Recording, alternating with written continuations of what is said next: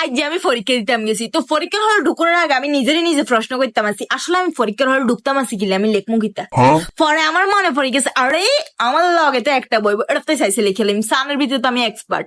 হলে ঢুকি যেন লগের গাড়ি দেখছি সেরা সুরুত বালাস, তার মানে হাইরবো।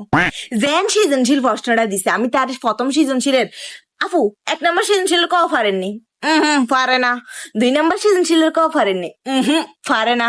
এই মতে আমি তার 12টা জিজ্ঞেসি, একটাও পারে না। গুড, ফাটাফাটি, ফ্যান্টাস্টিক। যাক, বই রয়েছি। তো সেই একটু পরে আমার জিজ্ঞায় উদ্দীপক বানানটা কই দিতে না হারবেননি। আমি তার দিকে এমনি রে নিলাম, তারপর আমি আমার আল্লাহর দিকে রে নিলাম।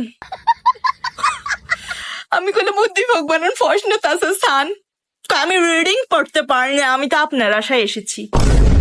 আমার আশায় কেউ পরীক্ষার হলে আইছে, এটা শুনি আমি কুমার জানগি লইছিলাম, স্টক করণ লইছিলাম আমি, যে আমার আশায় কেউ পরীক্ষার হলে আইতে পারে, এটা কেমনে সম্ভব।